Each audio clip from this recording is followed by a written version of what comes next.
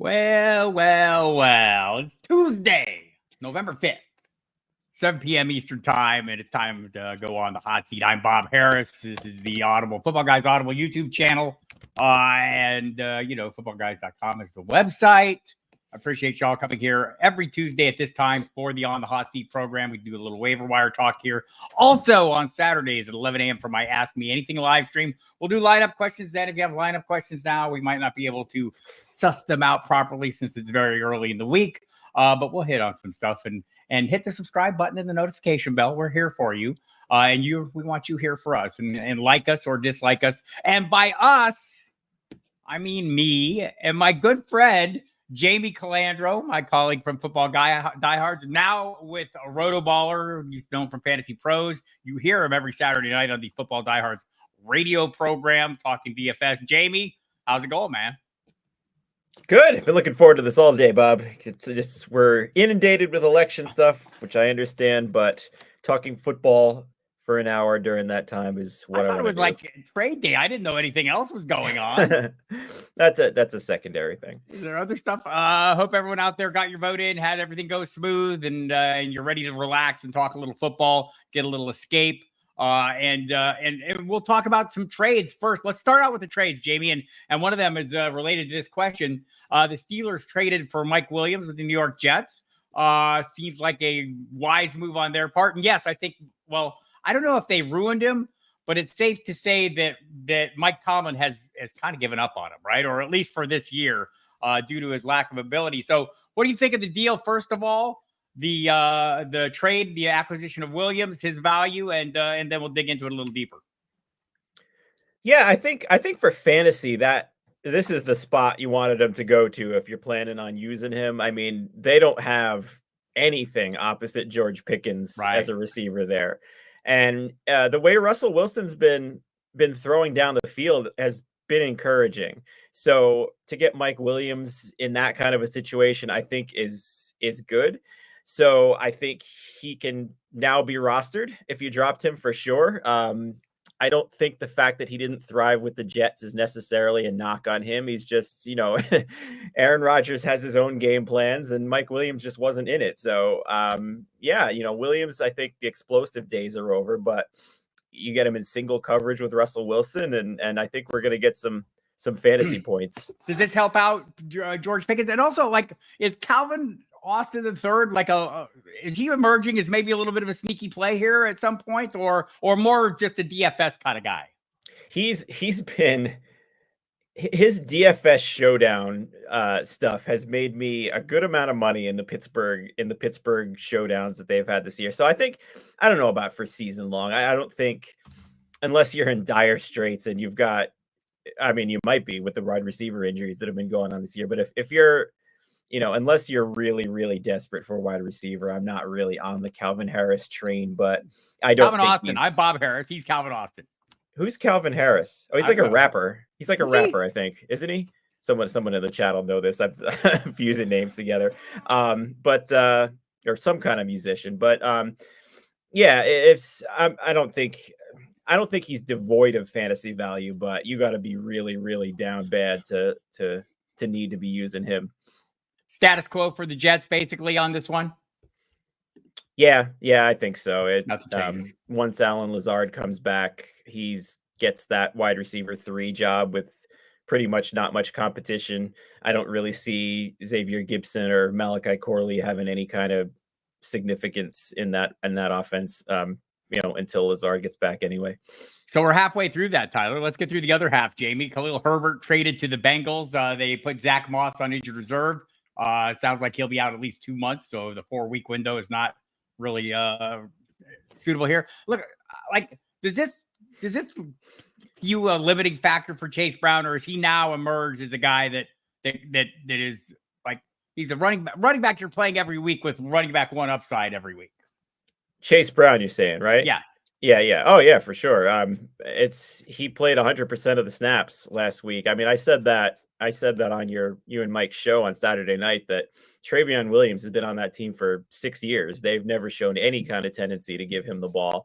So yeah, Chase Brown is a gift right now if you've been holding on to him right now. But Khalil Herbert, I think, is an excellent stash right now. It's a different stash than Zach Moss, because Khalil Herbert is not going to get any passing work, or he shouldn't. I mean, he never has.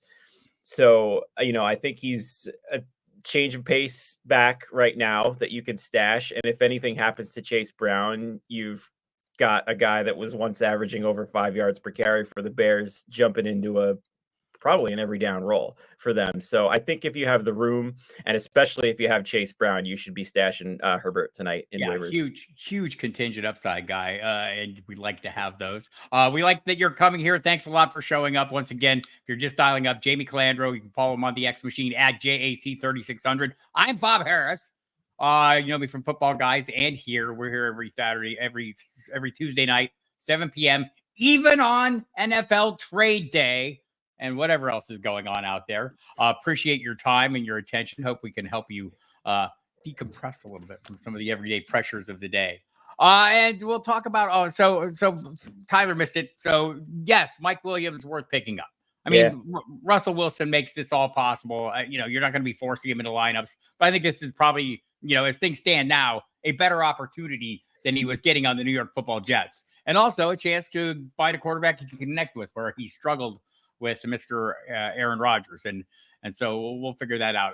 So the other trade that seemed like these both seem like pretty sharp trades. I mean, definitely good for the players. Jonathan Mingo going to the Dallas Cowboys. Do we feel the same about that? This is the one trade that I think actually has an impact on both. Like you said, that Mike Williams leaving the Jets doesn't really impact the Jets. Khalil Herbert was out of the rotation with the Bears anyway, but this one I think has fantasy fallout. No matter what, in the short term, I think it affects the Panthers more than the Cowboys. I don't know if the Cowboys think that Jonathan Mingo is an immediate step in and produce guy. I think he might be a guy that they think they can develop longer term. I mean, they gave up a 4th and a 7th for him, so they clearly have reasons for him. But for the Panthers, I think that definitely explains why everyone's favorite DFS target, Jalen Coker's playing time was down. I mean, that looked like they were showcasing Mingo now. So I think that for Carolina, you can chalk the Coker dud up to being a 1-week thing and actually play him. He's a big guy. He's a nice target for Bryce Young. So I think he's the winner. He's the winner of all this, I think. So, I don't know how you feel about these things. I tend to not want to dig too deep into lousy offenses. I want to skim the surface. Is Xavier Legette the surface, or is it Coker? Well, I mean, if both of those guys are on waiver wire, Legette is the one I want. So, the last 2 starts with Bryce Young, he's got a 20% and a 25% target share. I don't know if the Panthers are an offense that can support multiple wide receivers. That's the thing for me, right? I mean, I don't like to dig too deep on these things, because I feel like you're kind of taking your chances. I want to play Chuba Hubbard. I want to play the wide receiver 1. Could that end up being Adam Thielen, just based on his familiarity with Bryce Young once he returns? Sounds like he could be back in Germany. We'll get Jonathan Brooks back there, or in the mix there as well. So any concerns for Hubbard, and concerns that Thielen might be limiting factors for the 2 younger players? Of course he might come back in Germany. Anything to derail the Giants that's going to happen. So yeah, I mean, I do think Thielen's average depth of target is plummeting. I mean, yeah, he's the safest bet, but I kind of like the idea of Legette being the guy there. Bryce Young pushed the ball a little bit more than we've seen. He's a 1st round pick, right? They traded into the 1st round. Yeah. So he'd still be the one on Carolina that if you could choose anyone that I would want. Yeah, I'm with you there. Hello, Lester. Good to see you. And hello, everybody, as you're coming in. Appreciate y'all showing up here on this great Tuesday night, as there's all kinds of things going on and way better ways to spend your time than with me and Jamie, except not really. I'm lying. There's no better way than to spend your time with us. So let's throw out. And so I see your questions coming in. I'm bookmarking some of them. So, and we'll kind of save them for when we hit these positions. We're going to do this like we do every week. by position. Anything else like, let me see on the top of the news, like something to see how you feel. Temperature check. Christian McCaffrey looks like he's coming back. How do we treat him in his first game back? Well, Assuming it's this week. Yeah, assuming it's this week. I mean, you're not you're not sitting him unless they say that it's a significant snap count, and we get the kind of like Deontay Johnson. We got a 10 to 15 snap number from the coach beforehand, and that was all. That was an easy reason to sit him. So I mean, if McCaffrey's playing with not a real limitation, you're not sitting him. Tampa Bay is a run stuffing team, but they also are vulnerable in the pass game to running backs. I think with Brandon Ayuk out for the season, McCaffrey's target share should be a little healthier than it might have once been, which was already elite. So yeah, I mean, watch that closely and see how the practice reports go, but I wouldn't overthink it if he's playing. Ooh, Lester, listen to a little Master Reality before this. It is very good. Very good. Pretty good. Come on, man. Fantastic. So I just want to say, I talked a little bit about McCaffrey on, I think it was this morning's Daily Update podcast with Mike Dempsey. And I think we all need to be a little skeptical. I mean, we were being told all kinds of things, but I'm guessing, Jamie, that, I mentioned this, there's nothing like a local media scorned and a fantasy community scorned. We're going to look at Christian McCaffrey with a much more critical eye as we get closer to time. And we should all do that and be prepared, have fallbacks in place, but take everything with a grain of salt until you have reason not to. But we know he's a very good player when he's right. And I don't know that just goes away. We'll see if he can pull something off against the Buccaneers in his first game back, if that's indeed when he shows up in the field of play. So some changes in the coaching ranks, Jamie. I don't know that it makes any difference to the Saints that Dennis Allen is gone.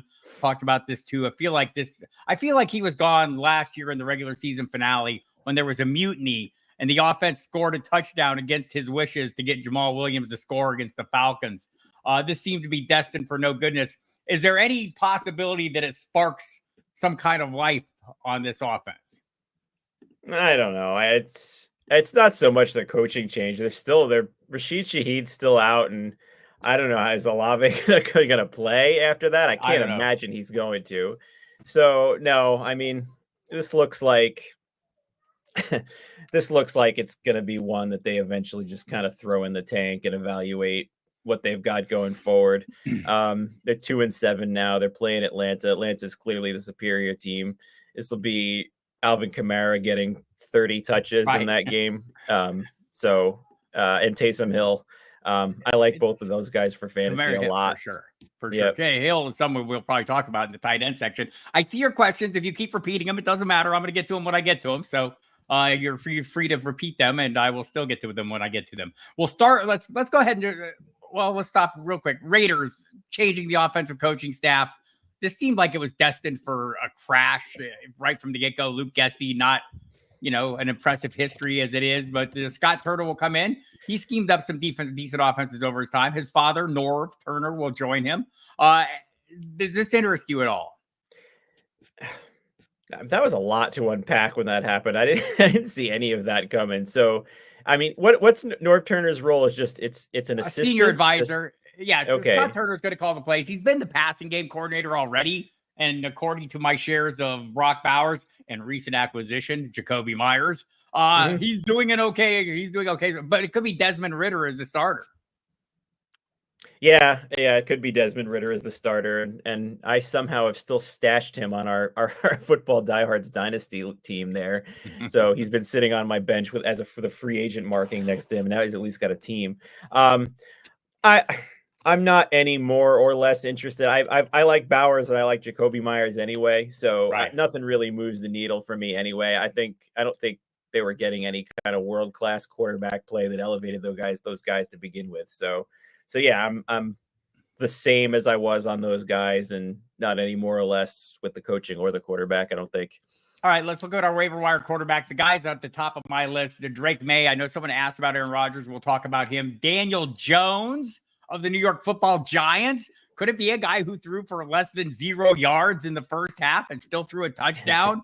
Is a viable play. Jamie, everybody, is a great Giants fan. So is Is this a worthwhile pickup? We're probably talking super flexes on all these guys as second quarterbacks. Your thoughts? It depends. I think that he is at risk of being benched at any step, despite how he might be playing at any given stretch. I mean, I was really impressed with his toughness in this past game, even though it was another loss. When he lowered the shoulder and kind of chalked trash and knocked the defender over on his way to running that one in, that might have been my favorite Daniel Jones moment of his career. So, yeah, I mean, if he's on your waivers and you have something to give up for him, I mean, go for it for sure, because he runs, and any running quarterback has value in fantasy. He has a legit number one wide receiver, even though he wasn't really featured in this past game against Washington. But yeah, he has, as long as he's in the game, he has value. Just understand that he has no floor whatsoever. And he has no offensive, but he has like multiple playmaking threats, whether it's Malik Neighbors, who we all love. Darius Slayton has been surprisingly productive, and Wan'Dale Robinson, I think the target share has gone down, diminished a little bit. We're looking at this, and I'm going off some of Sigmund Bloom's numbers. If you go to footballguys.com and check out his free agent article, he's looking to spend 5 to 10%, right? Probably to super flex. I think that's perfectly reasonable. Drake May has almost 100 rushing yards just based on his scrambling. Is he the top of the list of the super flex quarterback free agents if you were playing that list that we read? Yeah, even though his schedule isn't great, and the bye week being in week 14 is also not a fun spot, as that's the playoffs for a lot. So I mean, just be cognizant of your team if you're looking to pick up Drake May. But yeah, if he's the top one, unless you're in a shallow league where there's, guys that are pretty much universally owned in all the 10, 12 team leagues. But he ran the ball 8 times for 95 yards, right? And that play to Ramondre Stevenson, that was, I mean, more poised than you see from Daniel Jones, that's for sure. Great. So yeah, he's got to stop lowering his head when he runs, because he's going to get more concussions. But I mean, outside of that game that he left, he's got over 20 fantasy points in 2 out of the 3 games. So yeah, he's the top guy. Sniper Mel waiting in line to vote. That's the American way of listening to Bob and Jamie. We love that's it. Awesome. We love it. We love it. All right, go back to the quarterbacks. Aaron Rodgers. Bloom has some fab money on him, has an estimate for him. I want to see if you would agree with this. Given these circumstances, he's got Murray, Stroud, and Flacco. What are we spending? Bloom would go up to maybe 12 to 25%. If you're looking at that range, would you go over that in this case or stay within? The high end for sure, but I don't think you got to overdo it there. Is Sniper Mel the same one listening to Master of Reality while waiting online? No, that would be. Oh no. Okay, yeah, that would have been doubly awesome. Yeah, I think the high end. I think the high end for sure, but you don't have to go super nuts. But I mean, the addition of Devontae Adams is, tangibly good for Rodgers right now in the Jets. All right, so I think is there. Are there any other quarterbacks sneaking around, lurking around there? Any names that I haven't mentioned that you think bear mentioning of guys that may be available, or are we getting into the dregs? Like, would you dabble in Bryce Young? I mean, I'm assuming guys like Bo Nix are probably spoken for. Anything else out there that would tickle your fancy? Well, assuming Bo Nix is not spoken for, he goes ahead of Drake May for me, sure. even. He's the QB8 right now. People don't seem to realize how good he's been in fantasy. And I mean, it was those duds at the beginning of the season left everybody kind of sour, but he's a legitimate quarterback in the NFL, especially in fantasy with the legs. Russell Wilson, I think, is someone else, especially with the addition now of Mike Williams, that you can roster if you're in need of quarterback. I do want to say, if you're in a deep league and there's nobody else and you got a couple of bucks to throw around, give Trey Lance a pickup. I mean, speculative play. Cooper Rush is Cooper Rush. I think if the offensive line holds up, he'd be okay if he's got his complement. But why not? I mean, Trey Lance hasn't had a shot in the NFL yet. Maybe he doesn't. Maybe he's not good enough to have one. Who knows? But I don't know. I think he's a good speculative ad if you have the space for it. Don't go dropping an important player for him. But what about like along those same line in a super flex or 2 quarterback league? Would you make a speculative play on Dorian Thompson-Robinson, thinking that at some point Jameis is going to screw up? Yeah, sure. Yeah, same idea. And it's the same reasoning behind it too. I mean, I'm always a proponent for the quarterbacks that can run, that add fantasy points with their legs, because they don't have to be efficient through the air. So yeah, and Jameis Winston doesn't run, and he'll throw for a lot of passes, but I mean, if he messes up enough, they'll pull the plug on him, especially if they're in a rebuilding, which it looks like they are. All right, so we'll move on to the running back position and talk about some of the names we have on this list, and it's a pretty interesting list, I think. Rico Dowdle, Jalen Warren, Jalen Wright, Ray Davis, Zach Charbonnet, Trey Benson. Those names, do any of them appeal to you more than others? I mean, like, I think kind of Rico Dowdle does just as the de facto running back one on a team, and he's probably available in a lot of leagues. Yeah, I think he is, and he makes sense as a pickup for sure. Just based on what you said, he's boring as anything. I mean, he's not going to get those 25 carry, 130 yard double touchdown games that we'll see, but he seems to be around the end zone at all times. Made a really nice catch last week on his back in the end zone. And like you said, there isn't anybody in Dallas to challenge him. They didn't make a trade today. I thought they might do something for the Khalil Herbert. Maybe Khalil Herbert was the guy, right? I think we were all wish casting that one.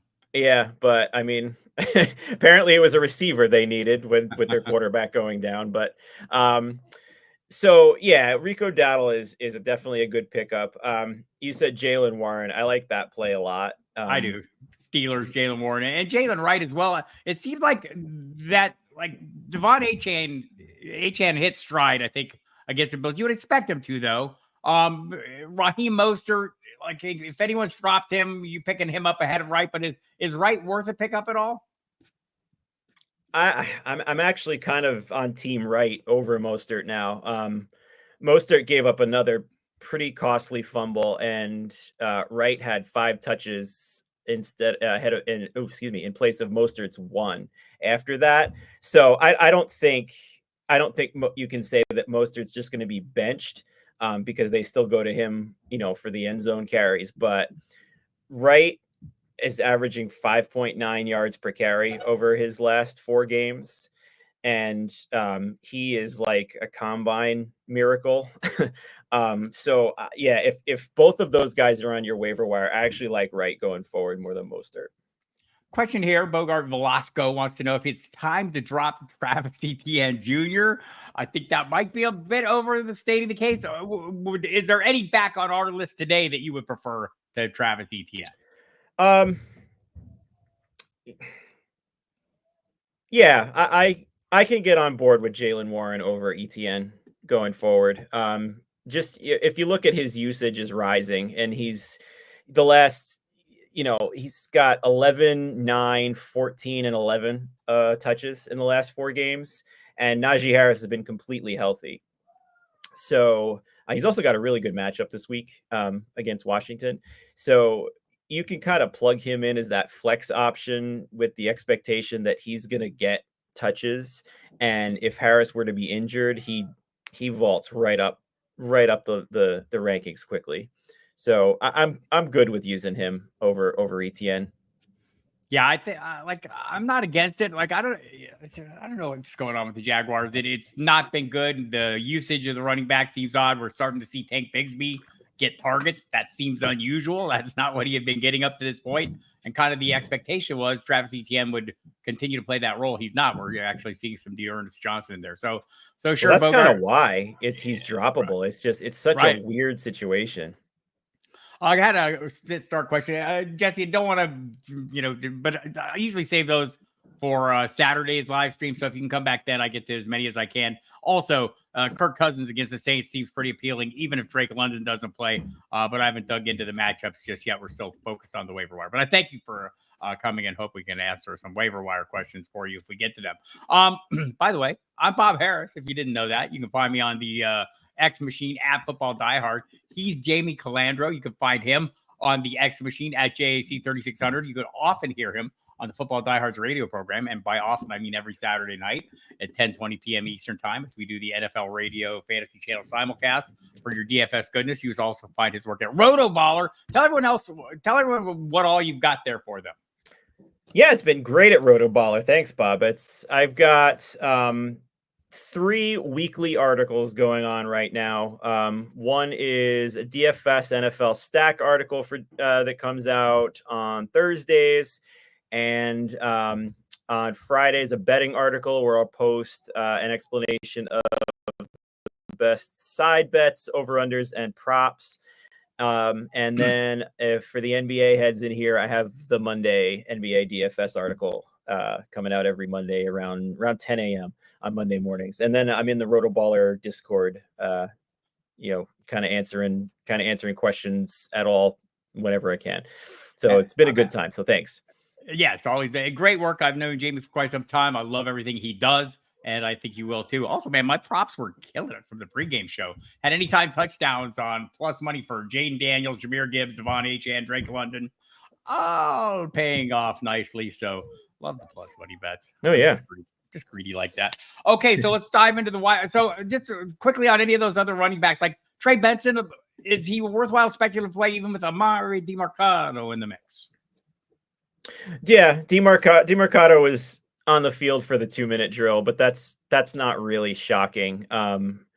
So I mean, the play calling defensively, can we just talk about that for a second? Where with the 53-yard touchdown there, I mean, how he let that happen there was unbelievable. But if you take that away, Benson had 9 touches to DiMercato's 2 after Connor went out with what looked like a concussion. So I think if you look at maybe Connor being held out, because I think Arizona's bye is 11, right? Am I wrong on that? So yeah, so I think you can see maybe Connor just, especially with them in first right now in the West. I think you can see Connor maybe just getting this week and the bye to heal up. So Benson I think is a good pickup this week.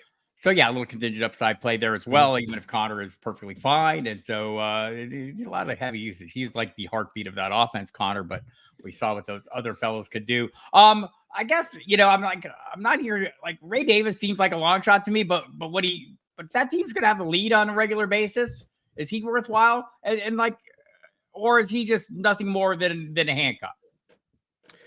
He looks to me like it's a handcuff right now. I mean, he's showed, though, that if you're a James Cook manager, you have to have him because he came right in when Cook sat that one game against the Jets with 23 touchdowns. That would be some game. 23 touches and almost 150 yards. So he has no problem getting the bulk if he's needed. I just don't think he's really, James Cook has not given any reason with his own play, that Ray Davis should be cutting into his touchdowns. But I mean, explosive receiving touchdown, even with Cook getting the bulk. So he should definitely be rostered in 12 team leagues for sure. Lots of people on the Twitter though, Lester. No drums yet. I'm not going to the garage just yet. Jamie and I should jam at some point. I mean, I don't know why that hasn't happened. I know, man. What's the matter with us? Right? Jamie, very musical, in case you did not know. More so than I. He actually teaches that kind of thing at a school where the kids go and learn things. It's an amazing thing. A real school and everything. I've not been to one of those in a very long time. It's the restraining orders. Zach Charbonnet also just a contingent upside guy.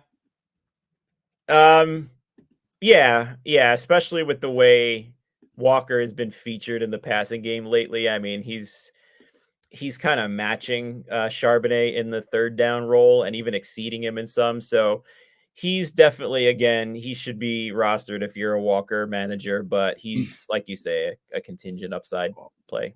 What are we doing with Tajay Spears? I mean, it just has yet to be healthy. It's been 3 games now, I want to say.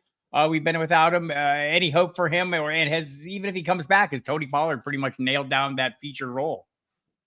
I mean, if Tennessee was a winning team, I'd say without a shadow of a doubt, Pollard has locked it down.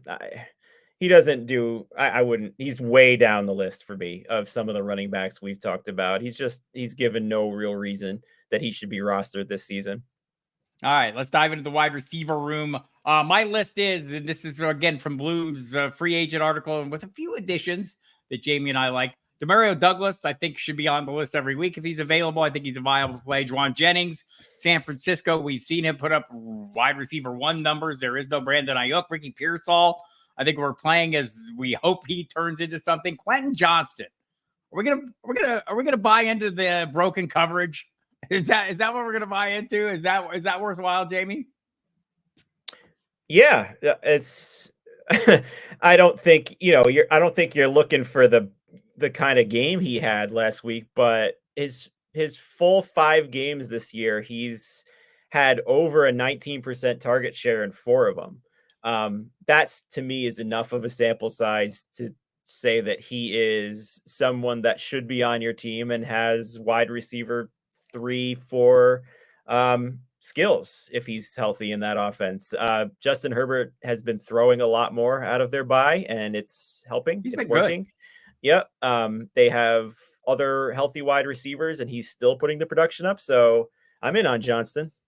Yeah, I kind of am too. And I think that, but before he was hurt, he was also getting something done. Lad McConkey seems like the primary guy there, but man, and what about Josh Palmer? Is he are we throwing enough to make Josh Palmer of interest, or is that digging too deep?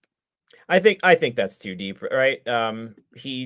He was a guy that I liked when he for some reason, it's weird. I liked him a lot when he was the 3rd guy behind Keenan Allen and Mike Williams, but don't when he's behind Lad McConkey and Quentin Johnston. I'm not really sure how that works out that way, but yeah, no, he hasn't seen the usage this year. Only very, very, very deep leagues.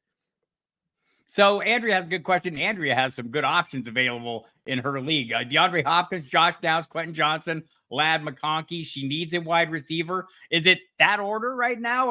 How much are we buying into the huge game for D-Hop? Was that the matchup, or is it the role? Is like that Rashee Rice spot in this offense a magic bean from which all these fantasy beanstalks can grow? Yeah, I want that guy right there. I can pick up a couple of catches in that role, I think, with Mahomes throwing me the ball. You'd be picking me up with a shovel, but yeah, that looks like the order to me. I think he could flip-flop the 2 Chargers maybe if it's full PPR. But otherwise that looks like the order. How do we feel about the quarterback situation? Do we think it's truly resolved for the Indianapolis Colts? I thought the language yesterday was interesting. Is Joe Flacco's the starter for the rest of the season right now?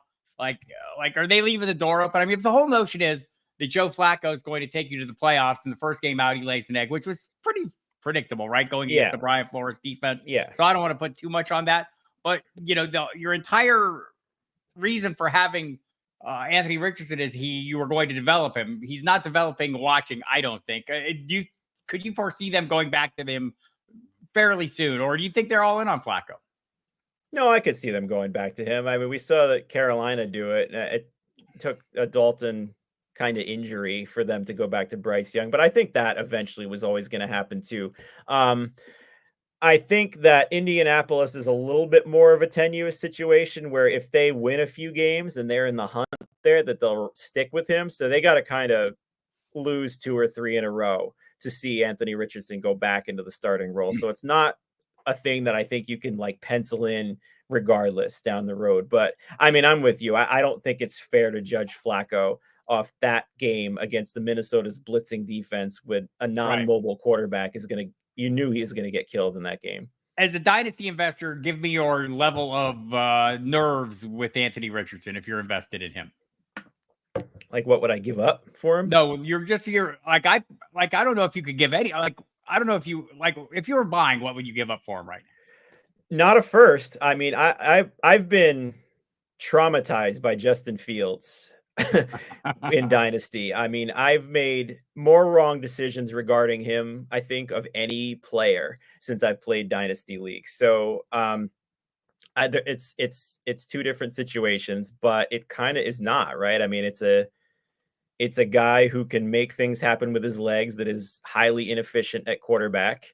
And we saw Justin Fields get benched with a winning record for Russell Wilson, who we thought was out the door. Right. So I mean, it could not, it could be and then Trey Lance, so I mentioned before, same thing. He's never really gotten to do it once he got hurt again. So I mean, there's no there's no guarantee Anthony Richardson is just going to vault himself back up. So I'd be careful giving up too much for him. A second for sure, maybe a first down the road, but if you're already invested, he's a hold, right? I mean, you don't want to sell him for the very reason that you're outlining and what you would offer to get him, right? It makes perfect sense. Quickly, Braylon Allen, would you drop him or Charbonnet for Ray Davis? Drop Braylon Allen or Charbonnet for Ray Davis? I would not. Either one. I think I would not either. And by the way, Mel, this is like, I feel like this is trolling. I'm in 7,337th place in the Scott Fish Bowl, and I think there's only 4,000 teams. So there's that. This is easily my worst year in Scott Fish Bowl. My only saving grace is Fabiano, who was like in first place for about a month, is now dropped out of the top 10, and I don't have to listen to him on my phone every day. Hey, guess who's in first place? All right. So going back to those receivers, Jamie, I think like, is there another, like, you know what, when it comes to Douglas, like, is there any other New England receiver that you're interested in, or would he be it, or are you really not that interested in him? Well, him, I definitely am. He's got 23.2% target share with Drake May, and that's in 2 full games that he and May have played together. So he is the New England wide receiver 1 for sure. So he should be rostered in all leagues, regardless of size, and he can be played in PPR as your wide receiver 3. I'm not really interested in anybody on that team outside of him other than Hunter Henry at tight end, but yeah. Oh, Douglas is a great pickup. I agree. Waddle is an issue. He's an issue. Let's face it. Tyreek Hill and Waddle are issues right now. Waddle, I don't know. Is he drop worthy for Juwan Jennings or Cedric Tillman? Both players I like. I like Tillman maybe a little better than Jennings right now. I wonder if McCaffrey coming back is going to maybe be limiting for those other wide receivers, at least definitely in the red zone, but I might be overstating the case. Either of those guys better for you than Waddle right now? I wish it was not non-PPR, right, this question. If it was PPR, I would say drop him for Tillman this second. I think the touchdown equity, I still am okay with it, but it's not something that I'm excited to do. I think you can. I think Tillman proved me wrong last week. I said on the show that he was a fade. Tough matchup, and he did well. Yep, and they did everything that made it a tough matchup, and they basically stopped everybody else but him. So I think he has done enough to prove that he should be rostered and played pretty much every week now for the Browns, except for this week when they're not playing. Thanks for the question, William. And so I tend to agree with that as well. I think Tillman is a guy that's going to end up giving you some really good weeks, and a guy that you didn't have to pay for coming out of nowhere. So looking back a little deeper into the wide receivers, I know we talked about Xavier Legette and Jalen Coker. I think they're deeper league options. What about Demarcus Robinson? Yeah, that's the big one this week. You can't get him if you're banking on 2 touchdowns every week. But he definitely should be rostered in shallow leagues. He should not be on waivers in 10-team leagues for sure.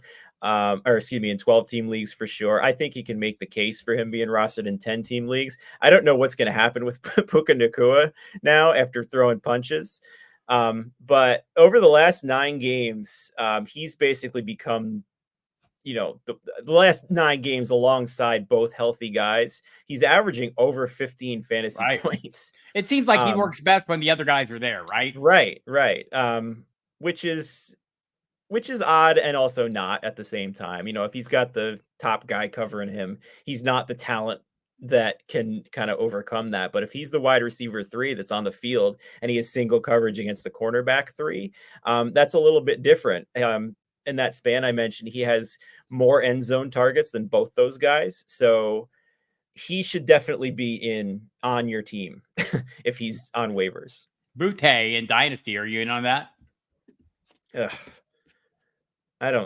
Not really. Maybe I'm just too. May.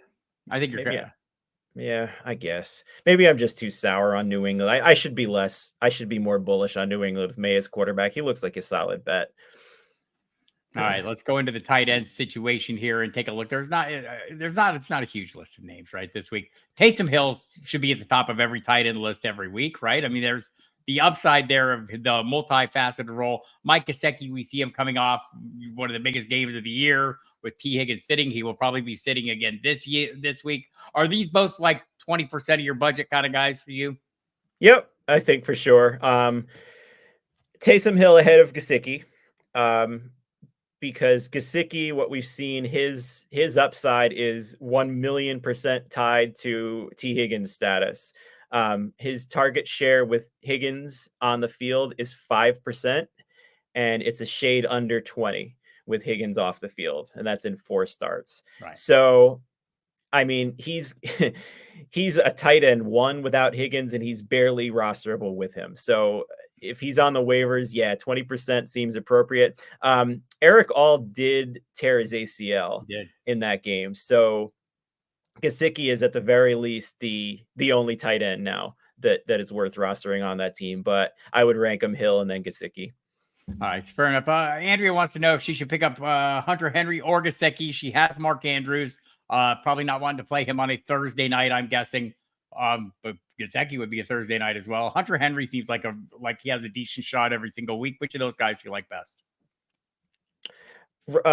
So I mean, are we talking rest of the season, or are we just looking at this week? Because I would take let's do both versions of that. This week it's like Gesicki seems like the easy call, right? Yeah, for sure. I mean, I don't think T. Higgins is going to play on this Thursday night. Baltimore's been very vulnerable, and that's a pretty tangible stat with T. Higgins is out. So yeah, I mean, Gesicki's the one there. I think Hunter Henry is probably the most stable long term of that bunch there. So I'd go with Gesicki looking just this week. Had a trade offer here to discuss that includes a tight end. The tight end's name is Kate Otten, suddenly one of the fantasy superstars in our land. So he got an offer of Cousins, Otten, and Hubbard for his 2026 first and third, a 25 second and third. Oh my goodness. That's a lot of picks. That's a lot of picks for those guys. Yeah. I don't think I would do that. I don't think you're getting enough. That's 4 picks and one of them's a first. And Hubbard, they're all third. I mean, they're all inside the tie. They're all third or better. I mean, to me, that's a little bit much. Yeah, I think so. I think you're giving up too many picks for that. I think that's a fine deal to try and get those guys without giving up the farm for them with the situations they're in right now. But I think you are giving up the farm in that one. No apologies, campers. I'm assuming you were waiting in line with Sniper Mel to vote. I went early, had some issues here in Dallas. Didn't have the right ID. I had a federal ID and not a state ID. Then my name wasn't on the list. And then I went to a broken voting machine once I got that all sorted out. Still had a good time. It was great fun, and I enjoyed the process, and everyone clapped for the first-time voter. It was very collegial, very enjoyable. I think it's funny when, you see all the anger and everything on your social medias, but you get out there and you stand around with a bunch of people who are voting. It's a pretty good experience. So hopefully that's everyone's experience. Dropping Waddle for Johnston or another wide receiver. We kind of talked a little bit about this. Is Johnston a bridge too far? Yes, it is. I'll take the wide receiver 2 in Miami over the wide receiver 2 in Chargers if you want to put it, in a simple sense there. Randy Moss was all in on was he? I didn't know that. Like I was kind of like out on it, but as soon as the opportunity arose, that first game he had the 12 targets. Seemed like once the quarterback situation changed because Deshaun Watson ruins everything, that it was going to get better. And he looks legit. Right. I mean, to me, he does. So Superflex redraft, PPR, quarterbacks are Daniel Burrow, Daniels, Burrow, Russ Wilson, Flacco. Wide receivers are Collins, Tyreek, Deontay Tillman. Someone offered him Josh Downs for Russ Wilson. Are you taking that given his wide receivers? Yeah, definitely. You need somebody. Yeah. Downs is the wide receiver 1 with Flacco. Yeah, for sure. And you would pair them up and you still have, I mean, I don't know if you're ever going to play Flacco with Burrow and Daniels on your roster. Talk a little bit, Jamie, well, just since his name came up, I think the guy that we all thought Anthony Richardson would be is actually alive and well and in Washington playing for the Commanders at about 30 pounds lighter than our guy. Talk a little bit about what you've seen from Jaden Daniels in the Washington offense. Well, it took you 45 minutes before I got some indirect Giants shade here, but we almost made it. He looks poised beyond his age, if that's as a cliche enough thing that I can say. I shouldn't complain. Malik Neighbors is a nice pick. It's just the quarterback. It's just so tiring to have a quarterback problem for 6 years. His per attempt basis, his per attempt numbers are very, very good. So he is the kind of quarterback that looks like he can sustain lesser rushing numbers with a good passing outing. I mean, he was very efficient against the Giants. He only had to throw the ball 22 times, but he still scored 20 fantasy points. So, I mean, he looks like the dynasty QB1, maybe even. Yeah. One big hit away from being folded like a lawn chair, but he seems to be pretty fast. So, I know at college he was not averse to taking contact. I think he's doing a better job of avoiding it as a pro, or at least, I've seen him go down a few times and he's going to get hit. And hopefully he bulks up a little bit over time. But man, the playmaking ability is undeniable, and the Commanders seem to be building something nice around him. Williams, I saw the question that Royal Slade answered. Did we get the answer to this? Is it Javonte or is it Jameson Williams? Which Williams for Adam Thielen? Would you do either Williams for Adam Thielen? I wouldn't do Jameson. I don't know if I'd do either Jay Williams for Adam Thielen. So that's Javonte, or well, it doesn't matter. I wouldn't do either one either. Right. I think that's the thing. Thinking about dropping Stafford for Herbert, have Cousins and need a fill-in for weeks 11 through 13. Herbert does have a great schedule. I think I have it drawn up here. It's Tennessee, Cincinnati, Baltimore, and Atlanta. So this is just kind of a bye week fill-in. Seems like maybe more. I think I do think right now I'd rather have Herbert than Stafford. He's got Cousins. He's probably going to be starting Cousins every week, I'm guessing, or most weeks. Yeah, I've got them right next to each other. So I mean, if dropping Stafford for Herbert is like a means to an end to just kind of stabilize your schedule, that's fine, I think, to do. All right, Dynasty. What are we doing with Isaac Guerrero? CMC and Mason are ahead of him. This is true.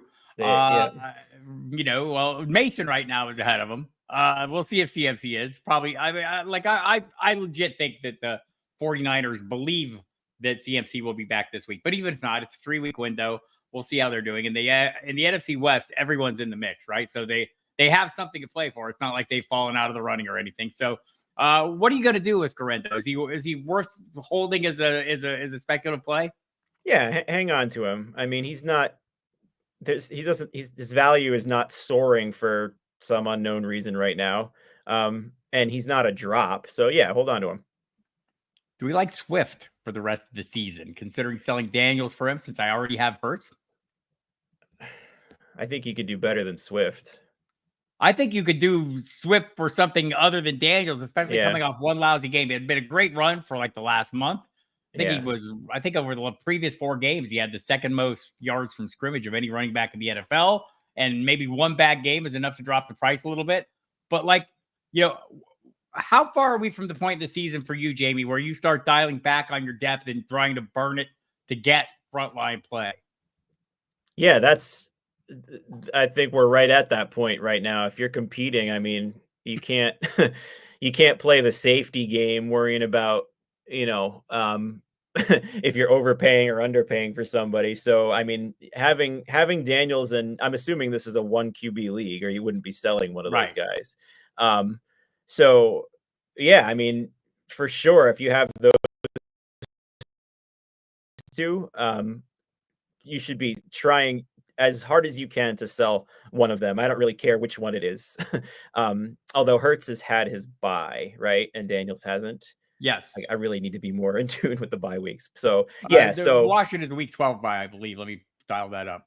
yeah, they definitely haven't had it. And I'm pretty sure Hertz Are they has. 14? They're 14. 14. So we've got 2 16 buys coming up. We've got one. So week 11, we've got Cardinals, Panthers, Buccaneers, and your New York Giants. This week, of course, Cleveland, Green Bay, Raiders, and the Seahawks. But week 12, you've got Atlanta, Buffalo, Bengals, Jaguars, Saints, and Jets. And then week 14, that's a big one. Baltimore, Denver, Houston, the Colts, the Patriots, and the Commanders. Yeah, that's a tricky one, week 14, if the playoffs have begun. I mean, I think if you want to sell Daniels for a running back, you can do better than Swift. I do. I think the same. Play Swift and Roschon against the Patriots this week. Yes, they are the worst run defense in the league. It's they're. I mean, definitely. And we apologize, Royal, for jumping on the back of the downtrodden Patriots at the moment. It'll be rebound soon.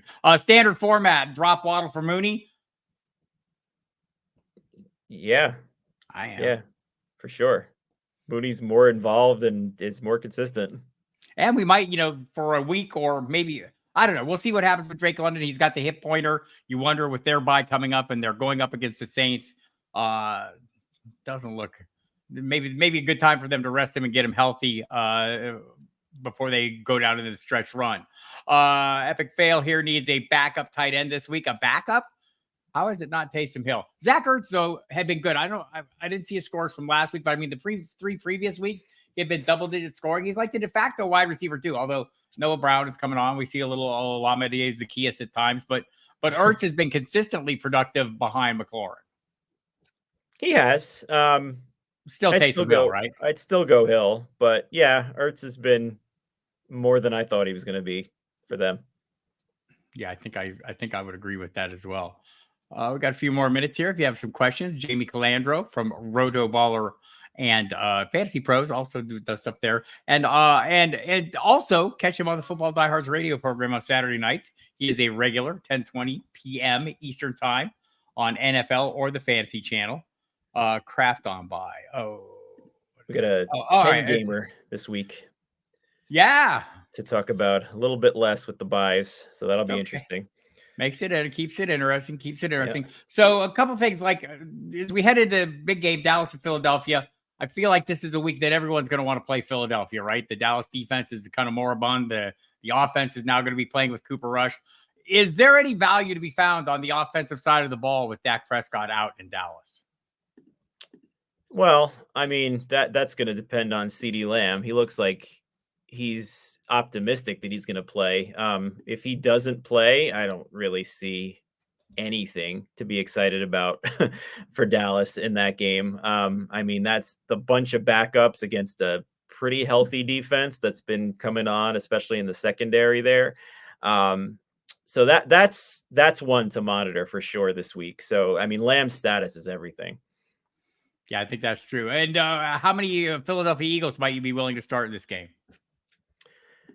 A lot. Every week, right? Yeah, you don't really want to.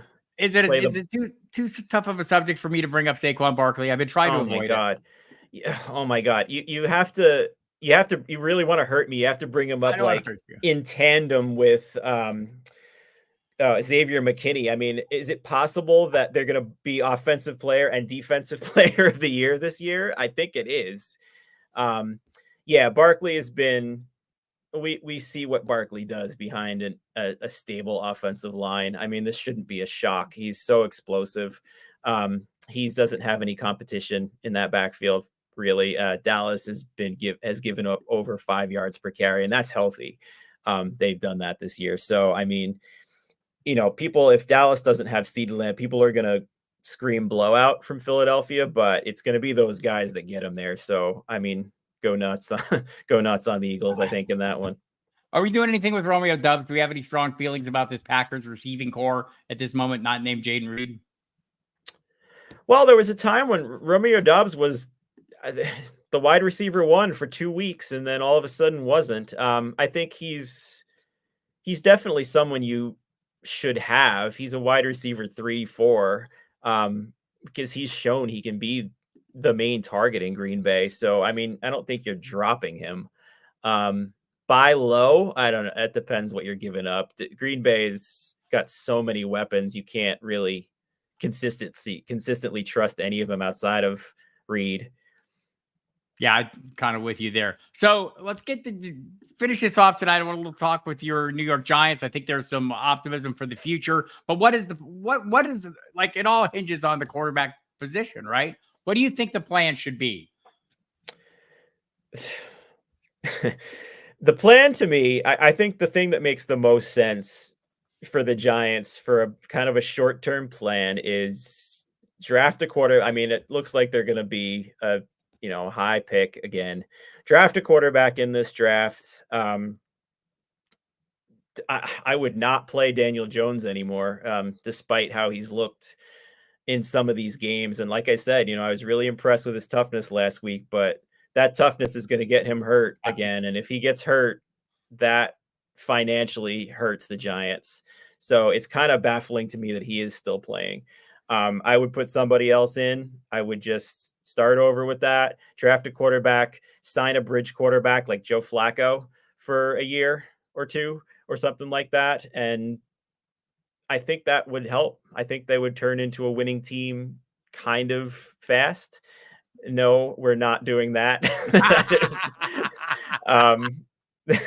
We don't need to do that. This is not a draft that is a number 1 quarterback that you have to have. I would like Sanders to be the Giants quarterback after this draft. Sanders and Flacco or Sanders and Darnold, something like that. Where are you at on Brian Daboll and the regime there, Joe Shane? And I mean, there's a lot of, it's easy to be critical after how they were depicted on the Hard Knocks thing. I don't know that that's like the vision that we get from that is really a great vision of the bigger picture. I know the Maras seem like fine with how it is, and they're going to stick with them. Where are you at on this? Is Brian Daboll the guy we see now, or is he the coach of the year he was 2 years ago? I don't think it's fair to judge him on failures or anything like that. I don't know that he's the coach of the year from 2 years ago. That kind of is a magical thing that all came together just in time to pay Daniel Jones a boatload of money. But I am 100% in agreement of hanging on to those guys. I mean, Shane had a good draft this past draft. I mean, if you look just even waivers, we kind of expected to be good. Best receiver in the draft to me. Yeah, for sure. And people were saying that too, and they were getting criticized for saying it. But I mean, beyond that, even Tyrone Tracy in the 5th round, right? He looks we talked about him. He looks like someone that is, one of those that you nail that turns your football team into a winning team sooner rather than later. We just need a quarterback, and we need a quarterback plan right now. And hats off to Daniel Jones for enduring what he's done, but it's time to move on. Where Mark Suarez has the question about having 3 Eagles, right? Like, I'm all not eager to have all my eggs in one basket, but that's a pretty good basket, and those are pretty good eggs. Yeah, there's a handful of player groups that you can be okay with doing that, and I think that's one of them. So, Dr. Manhattan, not really doing start-sit questions because it's a little early in the week for me right now. But I'm probably most every week starting Baker Mayfield, right? Like, just it's where I'm at right now. Even with the diminished receiving core, he seems to keep getting the job done. I know Stafford has more weapons. I'm not against that. I think what do we got? Is it Miami against Los Angeles on Monday Night Football? Is that my correct call? So I mean, I haven't dove into the matchups yet either, but Stafford's playing Miami, so it's Mayfield. If you needed a running back this week, Herbert, Ford, or Akers? Herbert, oh my God. Is this got to be a depth situation for Karen Attaway, I believe. Herbert for the contingent upside on a good offense. Oh, yeah. Oh, we're talking a pickup? Yeah, pickup. Akers has moved ahead of Ty Chandler, so he's got that going for him. Yeah. All right, everybody. We're going to call it a night. I appreciate you coming out. It was a quiet night. I know there was other things going on in the world. and we were trying to be a little pleasant diversion. I think we were that. Now we can all go back to the anger. So enjoy that. And Sniper Mel, I hope your vote goes well and you're counted. Jamie, I really appreciate you coming on. We'll have you back on a busy night next time so we can have 10,000 questions instead of 1,000. And it will be great. Everybody catch Jamie at RotoBaller and on the X device at JAC3600. You can find all his work there. You'll hear him every Saturday night on the Football Diehards radio program on SiriusXM NFL and Fantasy Sports Radio. You hear me there Monday, Wednesday, Thursday, Friday, 10 to midnight, Saturday, 8 to 11, Sunday on the pregame show with Jeff Mans. Dial up the daily update podcast with me and Mike Dempsey every morning. It drops at 5:30 a.m. It's 10 minutes of fantasy news and analysis to make your day start right. And what's a better way to start your day with a little fantasy information? Hope everyone has a great night. Everyone gets everything they want. And football wise, because I don't think everyone's getting everything they want in the other thing. But Jamie, we'll talk to you soon. Thanks, everyone. We'll see you. I'll be back Saturday for the Ask Me Anything live stream. Those of you with lineup questions, hit me then. Love you. Bye.